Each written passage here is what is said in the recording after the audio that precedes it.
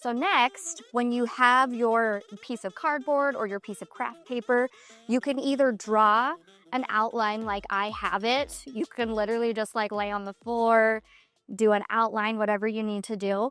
But I find that these lines help when we're practicing working on like a flat surface. It helps for them when you go to spray a real body, just kind of click a little bit better. So what you're going to do and what you're going to watch me do is I'm going to start from top to bottom and pretend like this is a real client.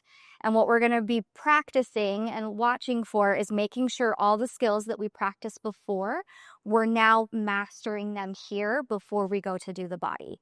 So I'm going to be making sure my gun isn't making any start and stop lines. I'm going to be making sure that I'm overlapping each one of my sprays, that I'm going to be leading with the bottom of my cup, and that I'm going to be taking my gun back instead of tilting it down and changing that angle. Some little tips to do when you're practicing this. How you practice is how you perform. So what I used to tell my dancers all the time.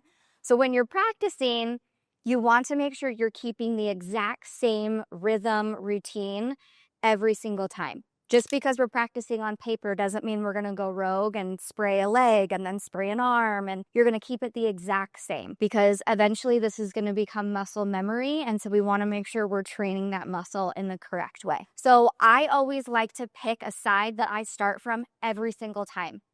Normally when I'm teaching and instructing, I'm always on this side, and so I always start from the right.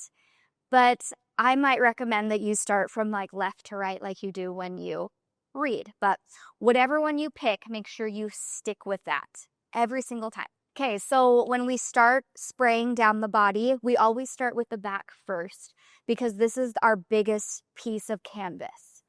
It's clean. If we need to adjust our gun, we can. The client isn't like looking you right in the face. So we start by spraying the back, and then we do the arms. We're going to go to the booty, and then we go down to the legs.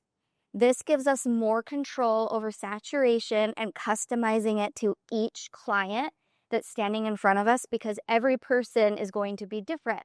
So what we're doing with this, instead of just going straight from top to bottom the whole way, you can't customize it as much. So that's why we chop up the body in these sections. Sounds like I'm murdering someone, but that's what we do. So it goes back, arms, booty, legs. Back, arms, booty, legs. Back, arms, booty, legs. Okay, cool. So I'm going to go ahead and show you what that looks like.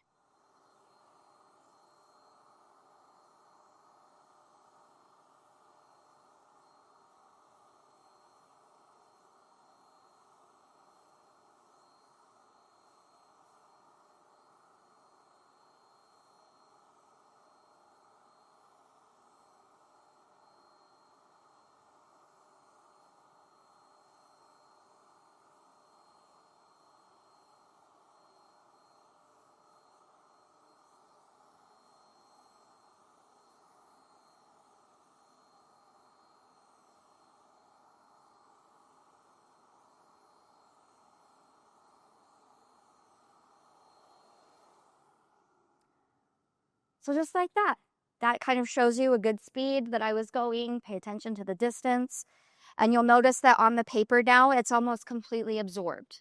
This is showing us saturation. We want you to be reading the saturation on their skin.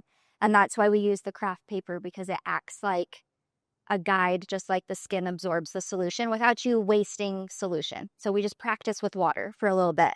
So I recommend that you're going to practice this a couple of times till you can see that there's an even distribution of your solution, making sure that you're really hitting on all of those points that we talked about before you move on to spraying a body. So once you master the base spray, we're going to move on to contouring, and I'm going to show you how to do that just now.